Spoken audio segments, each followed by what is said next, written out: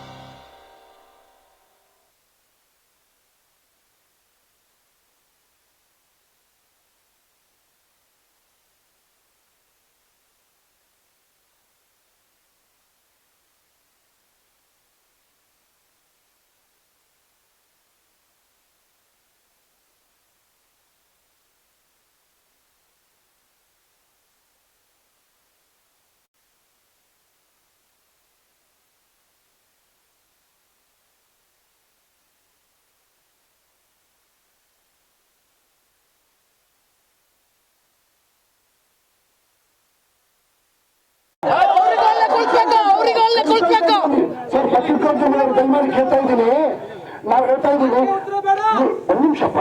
ಇಲ್ಲಿ ನಾವು ಮನವಿ ಮಾಡ್ಕೊತಾ ಇದ್ವಿ ಪಿಡಿ ಬರ್ಲಿ ಅಂತ, ಅಟ್ಲೀಸ್ಟ್ ಇಂಜಿನಿಯರ್ ಅದಕ್ಕೆ ಸಂಬಂಧಪಟ್ಟ ಇಲಾಖೆಯವರು ಬರ್ಲಿ ಅಂತ. ಥರ್ಡ್ ಪಾರ್ಟಿ ಇವರು, ಥರ್ಡ್ ಪಾರ್ಟಿ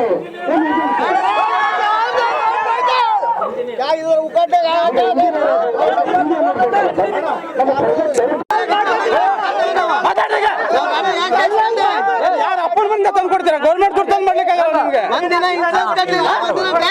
ರೋಡ್ ತುಂಬಾ ಪೊಲೀಸರು ಹಿಡಿತೀರಿ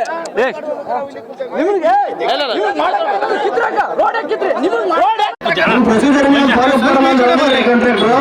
ಯಾರಿಗೆ ಕಮಿಷನ್ ಕೊಟ್ಟು ಬಿಲ್ ಮಾಡಿಸ್ಕೊತಾ ಇದ್ದೀನಿ ನಾನು. ಏನ್ ರೆಸ್ಪಾನ್ಸಿಬಿಲಿಟಿ ಇದೆ? ಒಂದು ರಸ್ತೆ ಮಾಡಿ ಸಾರ್ವಜನಿಕರಿಗೆ ಬಳಕೆ ಕೊಡ್ಬೇಕಾಗಿರೋ ನೀವು 4 ವರ್ಷದಿಂದ ಸಾರ್ವಜನಿಕರಿಗೆ ತೊಂದರೆ ಕೊಡ್ತಾ ಇದ್ದೀರಲ್ಲ, ಇಲ್ಲಿ ಸಂಖ್ಯೆಯಾಗಿರೋದು ರೈತರಿಗಾಗಿರೋ ಜನರಿಗಾಗಿರೋ ಸಮಸ್ಯೆ ಪರಿಹಾರ ಮಾಡೋರು ಯಾರು? ಯಾರು ಪರಿಹಾರ ಮಾಡೋರು ಯಾರು? ರೆಸ್ಪಾನ್ಸಿಬಿಲಿಟಿ ಇದೆಯಾ ಸ್ವಲ್ಪ? ನಾವು ಈ ರೋಡ್ ಓಡಾಡಿದ್ರ ಒಂದ್ಸಲನಾದ್ರು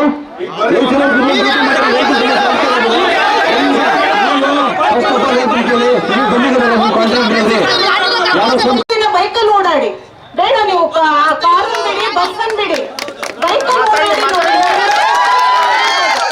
ಶಾಲೆ ಮಕ್ಕಳು ಓಡಾಡ್ಬೇಕು, ಎಲ್ಲರೂ ಓಡಾಡ್ಬೇಕು. ಒಂದು ಬಸ್ ಹೋದ್ರೆ ಹಿಂದ್ಗಡೆ ಗಾಡಿ ಹೋಗ್ಲಿಕ್ಕೆ ಆಗಲ್ಲ ಸರ್. ನಾವ್ ಹೇಗ್ ಓಡಾಡ್ಬೇಕು? ಹೇಗಿದ್ರು ಬಸ್ ನಿಲ್ಸಿದಿರಲ್ಲ ಸರ್, ಇದೇ ಸ್ಟಾಪ್ ಮಾಡಿ. ಇಲ್ಲಿರೋ ಜನಗಳಿಗೂ ಹೇಗಿದ್ರು ಸಂಪರ್ಕಗಳು ಬೇಡ ಆಗಿದೆ ಅಲ್ಲ, ನೋಡೋಣ ಮುಂದೆ ಏನಾಗತ್ತೆ ಅಂತ ಹೇಳಿ. ಈಗ ಎಷ್ಟು ಬಸ್ ಓಡಾಡ್ತಿದ್ರು ಇದೇ ರೋಡಲ್ಲಿ, ಒಂದು ದಿನ ಉಳಿದು ನೋಡಿ ಸರ್. ಈಗ ಬೇಡ, ನೀವು ಕಾರಲ್ಲಿ ಬಂದ್ರಲ್ಲ, ಅದೇ ಬೈಕಲ್ಲಿ ಹೋಗಿ ನೋಡಿ ಸರ್, ಏನ್ ಪ್ರಾಬ್ಲಮ್ ಅಂತ ಗೊತ್ತಾಗತ್ತೆ. ಒಂದು ಮಳೆದಲ್ಲಿ ಹೇಗಾಗತ್ತೆ ಹೇಳಿ. ಕಾಂಟ್ರಾಕ್ಟ್ ಸರ್ ಎಲ್ಲಿದ್ದಾರೆ? ಅವ್ರನ್ನ ಕರ್ಸಿ ಸರ್, ಅವ್ರು ಓಡಾಡ್ಲಿ. ಅವ್ರು ಒಂದು ದಿನ ಅವ್ರಿಗೆ ಏನ್ ರೈಟ್ಸ್ ಇದೆ? ರೋಡ್ ಇಲ್ಲಿಂದ ಅಲ್ಲಿವರೆಗೆ ಅಗ್ದವ್ರಿಗೆಲ್ಲ ಕೂತಿದಾರಲ್ಲ, ಏನ್ ರೈಟ್ಸ್ ಇದೆ? ಸಾರ್ವಜನಿಕರ ಬಗ್ಗೆ ಅವ್ರಿಗೆ ಒಂದ್ ಸ್ವಲ್ಪ ಏನಾದ್ರು ಯೋಚನೆ ಮಾಡಿದ್ರ? ಅವರು ದೂರ ಸಾಯ್ತವ್ರ ನಾವು ಸರ್. ನಿಮ್ಗೆ ಏನ್ ಗೊತ್ತಾಗ್ತದೆ ಹೇಳಿ? ನಾವ್ ಮಾತಾಡಿದ್ರೆ ಹೀಗೆಲ್ಲ ಮಾಡಿದ್ರೆ ನಿಮ್ಗೆ ಏನೋ ಮಾಡ್ತಿದ್ದಾರೆ, ಇವ್ರೇನೋ ದೊಡ್ಡ ರಗಡ ಮಾಡ್ತಿದ್ದಾರೆ ಅಂತ ಅನ್ಸತ್ತೆ ಸರ್. ಒಂದು ದಿನ ರೋಡ್ ಟ್ಯಾಕ್ಸ್ ಕಟ್ತಿದ್ರೆ ಹಾಕ್ತಿರಿ ಅಲ್ವಾ ನಮ್ಗೆ? ಆ ಫೈನ್ ಅಂತ ಬೀಳತ್ತಲ್ವಾ? ಈಗ ನಮ್ಮ ಆರೋಗ್ಯಕ್ಕೆ ಯಾರಿಗೆ ಟ್ಯಾಕ್ಸ್ ಕೇಳೋಣ ನಾವು? ನಮಗೆ ಮೆಡಿಕಲ್ ಅಶ್ಯೂರೆನ್ಸ್ ಕೊಡ್ತೀರಾ ನೀವು? ನಮ್ಗೆ ಇಷ್ಟು ದಿನದ ಹಾಸ್ಪಿಟಲ್ ಚಾರ್ಜ್ ನೀವು ಭರಿಸ್ತೀರಾ ನಮ್ಗೆ? ನಮ್ಮ ಮಕ್ಕಳನ್ನ ಆರೋಗ್ಯನ ನೀವು ನೋಡ್ತೀರಾ ಹೇಳಿ ಸರ್? ನಮ್ಗೀಗ ಯಾರು ಭರಿಸ್ತಾರೆ ಈಗ ನಮ್ ನೋವನ್ನ? ಯಾರು ಒಂದು ದಿನ ಬಂದು ಏನಾಯ್ತು ಅಂತ ಕೇಳಿದ್ರ ಇಲ್ಲಿ? ನಮ್ಮ ತೊಂದರೆಗಳನ್ನ ಯಾರ ಹತ್ರ ಹೇಳ್ಕೊಳ್ಳೋಣ ಸರ್ ನಾವಾದ್ರೂ? ಇದೇ ರಸ್ತೆ ಬಂದ್ರೆ ಇನ್ ಫುಲ್ ಆಗ್ಲಿ ಸರ್. ಇನ್ನು ರೋಡ್ ಆಗ್ಲುತ್ತೆ ಹೇಗಿದ್ರು ಹೇಳ್ತಿದ್ರಲ್ಲ, 9 ಕಿಲೋಮೀಟರ್ ಎನ್ಶೂರ್ ಕೊಡ್ತೀವಿ, ರೋಡ್ ಆಗತ್ತೆ 15 ಡೇಸ್ಗಳಲ್ಲಿ ಆಗತ್ತೆ ಅಂತ ಹೇಳ್ತಿದ್ದೀರಲ್ಲ ಸರ್. ಆ 15 ಡೇಸ್ ಈ ರೋಡ್ ಅನ್ನ ಬಂದೇ ಮಾಡ್ಬಿಡಿ, ಫುಲ್ ಕ್ಲಿಯರೆನ್ಸ್ ಮಾಡಿ. ಹೇಗೆ ದೇವಿ ಮನೆಗಾಯ್ತು ಅದೆಲ್ಲ ಕ್ಲಿಯರೆನ್ಸ್ ಮಾಡಿಕೊಟ್ರಲ್ಲ, ಹಾಗೆ ಇದನ್ನ ಮಾಡಿಕೊಡಿ.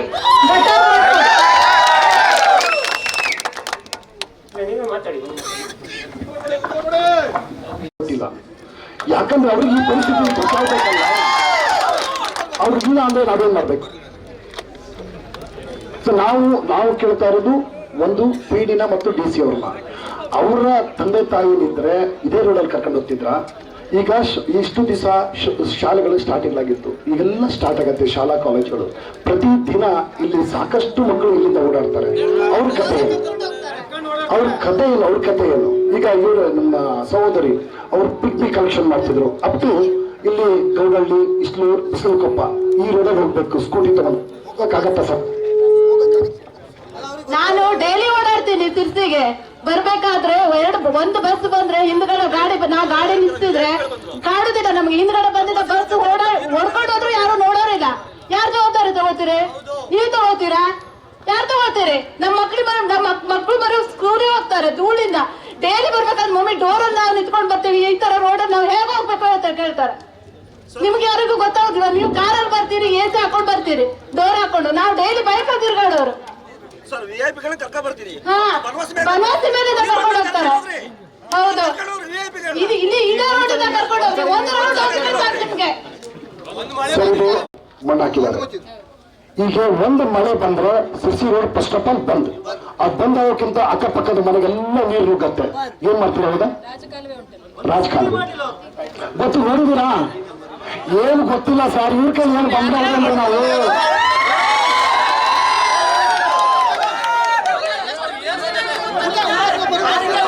ನೋಡಿ ಶಿರೂರು ಘಟನೆ ಆಗುತ್ತೆ. ನಿಮ್ಗೆ ಗೊತ್ತಿಲ್ಲ ಶಿರೂರು ಅಂದ್ರೆ ಗೊತ್ತಂದ್ರೆ ನಿಮ್ಗೆ ಅನುಕೂಲದ ಶಿರೂರು ಗೊತ್ತಾ ನಿಮ್ಗೆ? ಆ ಘಟನೆ ಮಾಡಕ್ಕೆ ತಯಾರು ಮಾಡಿದ್ದಾರೆ ಅವರು ಹಿಂದೇಶ್ವರದ ಹತ್ರ. ಆ ಮಣ್ಣು ತೆಗೆದಿದ್ದಾರೆ, ಯಾವ ರೀತಿ ತೆಗೆದಾರೆ ಗೊತ್ತಿಲ್ಲ. ಎಲ್ಲರೂ ಗುಡ್ಡ ಕುಸಿದ್ರೆ ಯಾರು ಇಳಿಯಲ್ಲ. ಆ ತರ ಪರಿಸ್ಥಿತಿ. 100 ಕೋಟಿ ಖರ್ಚು ಮಾಡಿದ್ಮೇಲೆ ಒಂದ್ ನಿಮಿಷ ಸರ್, ಈಗ ಗುಡ್ಡ ಶಿರೂರು ಘಟನೆ ಆದ್ಮೇಲೆ ಒಬ್ಬ ಸತ್ ಮೇಲೆ 50 ಕೋಟಿ ಖರ್ಚು ಮಾಡಿದ್ದಾರೆ ತೆಗಿಯಕ್ಕೆ, ಬಾಡಿ ತೆಗಿಯಕ್ಕೆ, ಅದಕ್ಕೆ ಇದಕ್ಕೆ. ನಾವು ಸಾಯಕ್ಕಿಂತ ಮುಂಚೆ ಖರ್ಚು ಮಾಡಿ ಬದುಕಿಸಿ ಸರ್ ನಮ್ಮನ್ನ. ನಮ್ಗೆ ಉತ್ತರ ಕೊಡಕ್ ಬಂದಂತ ಕರ್ಕೊಂಡ್ಬಂದ್ರೆ ಅಧಿಕಾರಿಗಳನ್ನ ರೋಡ ಕಟ್ಟಾಗ್ಬೇಕು ಇವ್ರನ್ನ. ಆಗ್ತೀವಿ ಸರ್ ನಾವು. ನಮಗೆ ಪೇಷಂಟ್ ತಗೋತಾ ಇಲ್ಲ. ನಿಮ್ಗೆ ಯಾರು ಬೇಕಾಗ ಸ್ಕ್ಯಾರಿಫೈ ಮಾಡಕ್ ಹೇಳಿದ್ರು ಯಾರು ಸರ್? ಅವ್ರಿಗೆ ಸ್ಕ್ಯಾರಿಫೈ ಯಾರೇ ಮಾಡಕ್ ಹೇಳಿದ್ರು ನಿಮ್ಗೆ?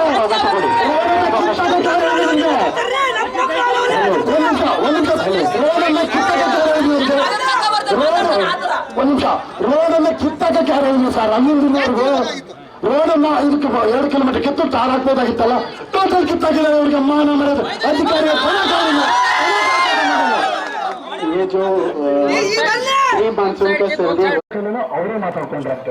ಏನು ಇಂದು ಹಾವೇರಿ ಸಿರ್ಸಿ ಹೆದ್ದಾರಿ ಅವ್ಯವಸ್ಥೆ ಕುರಿತು ಪ್ರತಿಭಟನೆ ಹಮ್ಮಿಕೊಂಡಿದ್ದೇವೆ. ಈ ಅವ್ಯವಸ್ಥೆ ಹೇಗಾಗಿದೆ ಅಂದರೆ ಜನರ ಜೀವನ ನರಕ ಆಗಿದೆ.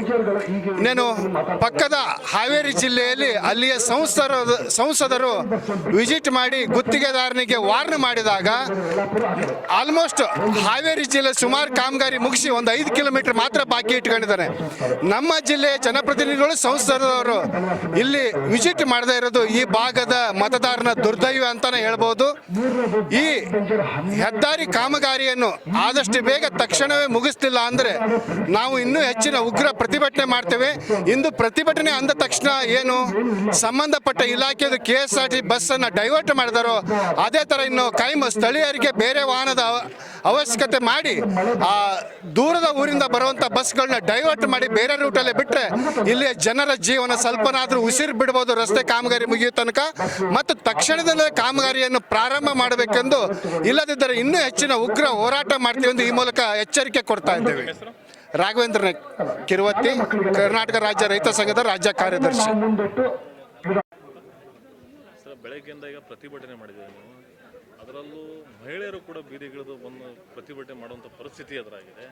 ಇದರಿಂದ ಈಗ ನಿಮ್ಗೇನಾದರೂ ಪರಿಹಾರ ಸಿಗುತ್ತಾ ಹೆಂಗೆ ಅಂತೇಳಿ, ಆಮೇಲೆ ಮುಂದಿನ ನಿರ್ಧಾರ ಏನು ಸರ್ ಇವತ್ತಿನ?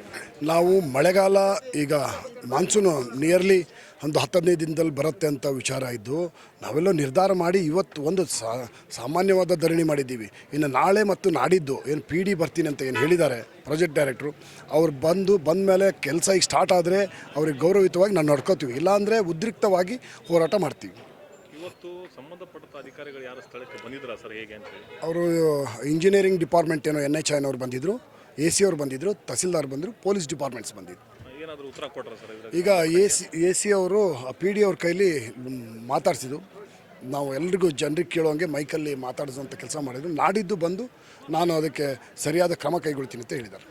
ಇವಾಗ ಈ ಪ್ರತಿಭಟನೆ ಇಲ್ಲಿಗೆ ಕೈ ಬಿಡ್ತಿದ್ದಾರೆ ಹೆಂಗೆ ಸರ್? ಇಲ್ಲ, ನಾಳೆ ನಾಡಿದ್ದಷ್ಟೇ ನಾವು ಟೈಮ್ ಕೊಟ್ಟಿದ್ದೀವಿ, ಒಂದಿನ ಟೈಮ್ ಕೊಟ್ಟಿದ್ದೀವಿ. ನಾಳೆ ನಾಡಿದ್ದಿಂದ ಅದೇನಾರು ಆಯ್ತು ಅಂದರೆ ಇನ್ನಾಗೋದು ಪ್ರತಿಭಟನೆ ಧರಣಿ ಅದು ವಿಶೇಷವಾಗಿರುತ್ತೆ ಅಂತ ಹೇಳಲಿಕ್ಕೆ ಇಷ್ಟಪಡ್ತೀನಿ. ಈಗ ಬಂದಂಥ ಅಧಿಕಾರಿಗಳಿಗೆ ಏನು ಗಡುವು ಕೊಟ್ಟರು ಸರ್? ಅದೇ ಡಿ ಸಿ ಅವ್ರನ್ನ ನಮ್ಮೊಟ್ಟಿಗೆ ಮಾತುಕತೆಗೆ ಅರೇಂಜ್ ಮಾಡಿರಿ ಅಂತ ಅಂದಿದ್ದೀವಿ. ಡಿ ಸಿ ಅವ್ರನ್ನ ಅರೇಂಜ್ ಮಾಡಿದ್ದೀವಿ ಅಂತ ಹೇಳಿದ್ದಾರೆ ಎ ಸಿ ಅವರು, ಮತ್ತು ಪ್ರಾಜೆಕ್ಟ್ ಡೈರೆಕ್ಟರ್ ಎರಡನ್ನೂ ಮಾಡ್ತೀವಿ ಅಂದಿದ್ದಾರೆ. ಪಿಡಿಗೆ ಏನಾದರೂ ಜಿಲ್ಲಾಧಿಕಾರಿಗಳು ಬರ್ತಾನೆ ಅಂತ ಹೇಳಿದ್ರೆ ಹೆಂಗೆ ಸರ್ ಅಂತ ಹೇಳಿ? ಪಿ ಡಿ ಅವರು ಬಂದಾಗ ಜಿಲ್ಲಾಧಿಕಾರಿಗಳಿಗೇನೋ ಯಾವುದೋ ಒಂದು ಕಾರ್ಯಕ್ರಮ ಇದೆ ಅಂತ ನಾಡಿದ್ದು, ಇದು ಪಿ ಡಿ ಅವ್ರನ್ನೊಬ್ಬರು ಬರ್ತಾ ಇದ್ದಾರೆ ಫಸ್ಟ್. ಓಕೆ ಸರ್, ಹಾಗಾದರೆ ಇವತ್ತಿಂದ ಈ ಪ್ರತಿಭಟನೆ ನೀವು ಕೈ ಬಿಟ್ಟು ಇನ್ನೆರಡು ದಿನದಲ್ಲಿ ಸೂಕ್ತವಾಗಿ ನಿಮಗೇನಾದರೂ ಪರಿಹಾರ ಸಿಗಲಿಲ್ಲ ಅಂದರೆ ಮುಂದಿನ ಹೋರಾಟ ಯಾವ ರೀತಿ ಇರುತ್ತೆ ಅಂತ ಹೇಳಿ? ತೀವ್ರವಾಗಿರುತ್ತೆ. ಜನರು ಎಲ್ಲಿವರೆಗೂ ಮನಸ್ಸು ಗಟ್ಟಿ ಇದೆ ಅಂದರೆ ಅದನ್ನು ಟೆಸ್ಟ್ ಮಾಡೋಕ್ಕೆ ಏನಾರು ಹೋದರೆ ನಾಳೆ ನಾಡಿದ್ದು ಅದು ನಡೆಯುವಂಥದ್ದು ಉಗ್ರವಾದ ಹೋರಾಟಕ್ಕೆ ತಿರುಗಿಬಿಡೋದು. ಇಲ್ಲೇನಾದ್ರು ಅನಾಹುತಗಳಾದರೆ ಅದಕ್ಕೆಲ್ಲ ಕಾರಣ ಇಲಾಖೆಗಳೇ, ಮತ್ತು ಬೇರೆ ಏನೂ ಅಲ್ಲ.